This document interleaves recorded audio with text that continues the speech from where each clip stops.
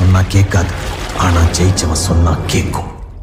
நீ எது பேசுறதா இருந்தாலும் ஜெயிச்சுட்டு பேசு. ஈரோடுன்னு சொன்னதும் எல்லாருக்கும் ஞாபகம் வருது யாருன்னு பார்த்தீங்கன்னா தந்தை பெரியார். அதாவது பெரியார் வீட்டில் பார்த்தீங்கன்னா சில காலம் அறிஞர் அண்ணா வந்து தங்கியிருந்தார். அதாவது பத்திரிகையாளராக அவர் வாழ்ந்த அந்த இல்லத்தை தான் நாம் இன்னைக்கு பார்க்க போகிறோம்.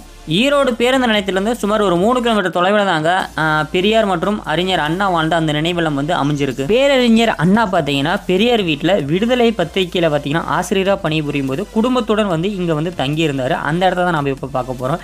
அந்த ரூமுக்குள்ளே நம்ம போகும்போது பார்த்தீங்கன்னா எப்போவுமே அவருடைய ஸ்லோகனான கடமை கண்ணியம் கட்டுப்பாடு அப்படிங்கிற அந்த வார்த்தை வந்து பொறிக்கப்பட்டிருக்கு. இங்கிருந்து பார்க்கும்போதே அறிஞர் அண்ணாவோட உருவச்சிலை பார்த்தீங்கன்னா நன்றாக வந்து தெரியுதுங்க. அது மட்டும் இல்லாமல் அறிஞர் அண்ணா பார்த்தீங்கன்னா தமிழ்நாட்டின் 6வது முதலமைச்சராக இருந்துள்ளார். CN அண்ணாதுரை பார்த்தீங்கன்னா படியரிசி திட்டம், சென்னைக்கு பார்த்தீங்கன்னா குடிநீர் திட்டம், அதாவது வீராணம் குடிநீர் திட்டம் கொண்டு வந்தார். அதுக்கப்புறம் போக்குவரத்து துறையை பார்த்தீங்கன்னா நாட்டுடைமையாக்கப்பட்டது. இருமொழி கொள்கையும் கொண்டு வந்தாருங்க. தமிழ்நாடு என பெயர் மாற்றம் கொண்டு வந்ததே அறிஞர் அண்ணா தாங்க. தமிழ் வளர்ச்சிக்காக பல திட்டங்கள் வந்து கொண்டு வந்திருக்காரு. அது மட்டும் இல்லாமல் சத்தியமே ஜெயதே என்னும் வார்த்தையை பார்த்தீங்கன்னா தூய தமிழ் மொழியில் வாய்மையே வெல்லும் என அவர் வந்து மாற்றியிருக்காரு. அது மட்டும் இல்லாமல் தலைமைச் செயலகம் அப்படின்னு பெயர் மாற்றம் கொண்டு வந்தவரும் அறிஞர் அண்ணா தாங்க.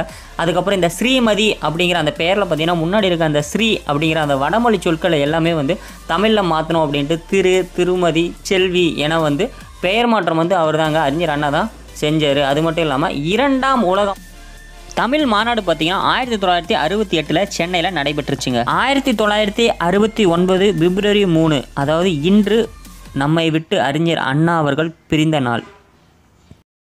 மனமார்ந்த நன்றிகள். ஸோ இந்த வீடியோ உங்களுக்கு பிடிச்சிருந்தால் லைக் பண்ணுங்கள். இந்த வீடியோ மற்றவங்களுக்கு போய் சேரும்னு நினச்சிங்கன்னா ஷேர் பண்ணுங்கள். இல்லை இந்த மாதிரி வீடியோ உங்களுக்கு வரணும்னு நினச்சிங்கன்னா சப்ஸ்கிரைப் பண்ணுங்கள். மறக்காமல் நம்ம சேனலை வந்து சப்போர்ட் பண்ணுங்கள். உங்களோட ஃப்ரெண்ட்ஸுக்கு வந்து ஷேர் பண்ணுங்கள். ஸோ பாய்ங்க, நம்ம அடுத்த வீடியோவில் பார்க்கலாம்.